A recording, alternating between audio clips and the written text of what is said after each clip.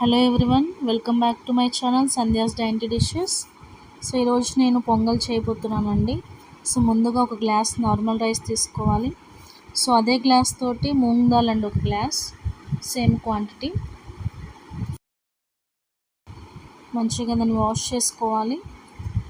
So water నేను quantity ఎట్లా వేస్తానంటే అండి, సో ఒక గ్లాస్ రైస్ ఒక గ్లాస్ మూంగ్ దాల్ కదండి.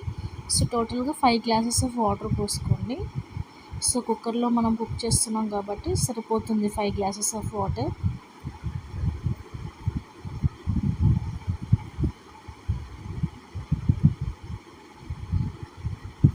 సో తగినంత సాల్ట్ వేసుకోండి. నెక్స్ట్ జీలకర్ర అండి ఒక 1/2 టేబుల్ స్పూన్ వేసుకోండి. నెక్స్ట్ పసుపు 1/2 టేబుల్ స్పూన్ వేసుకోవాలండి.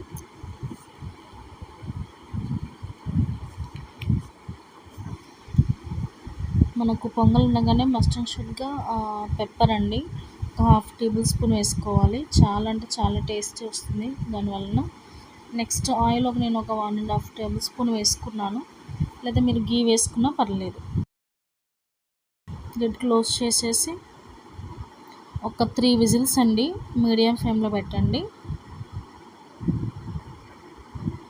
అంటే మనకు రైస్ అనేది చాలా స్మాష్ అయిపోవాలండి. సో ఆ విధంగా నేను 3 విజిల్స్ పెట్టాను.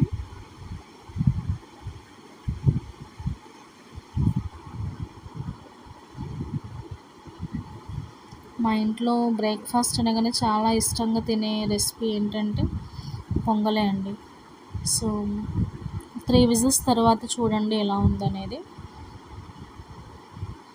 నేను తీసి చూపిస్తున్నాను.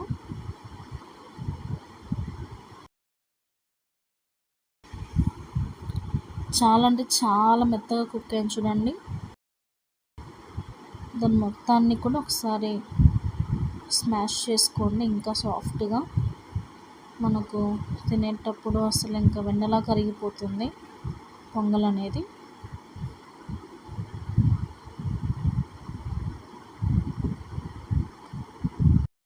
మీకు ఆ కన్సిస్టెన్సీ ఓకే అయితే అలాగే పెట్టండి. నేనైతే కొంచెము వాటర్ కూడా యాడ్ చేస్తానండి, హాట్ వాటర్ కొంచెం.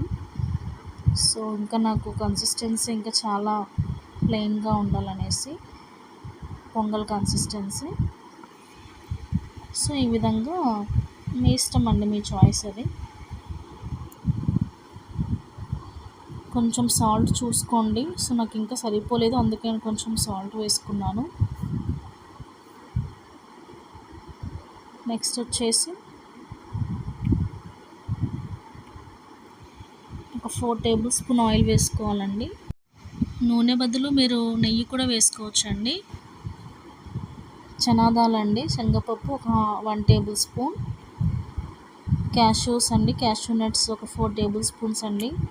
సో జీడిపప్పు ఇందులో చాలా అంటే చాలా టేస్ట్ వస్తుంది జీడిపప్పు మనము తింటూ ఉంటే. నెక్స్ట్ వచ్చేసి జీలకర్ర ఆవాలండి ఒక 1 టేబుల్ స్పూన్ వేసుకొని మంచిగా మనం ఫ్రై చేసుకోవాలి. సో జీడిపప్పు కొంచెం మనకు కలర్ చేంజ్ అవ్వాలండి. సో అప్పుడే మనం పొంగల్ చాలా టేస్టీగా ఉంటుందండి. నెక్స్ట్ వచ్చేసి కరివేపాకు వేసుకోవాలండి. అదేవిధంగా కొరియాండర్ లీవ్స్, కొత్తిమీర తరుగు వేసుకోవాలండి. సో మంచిగా మనం ఫ్రై చేసేసి ముందుగా ప్రిపేర్ చేసుకున్నటువంటి పొంగల్ దాంట్లో మనము వేసేసుకోవాలి.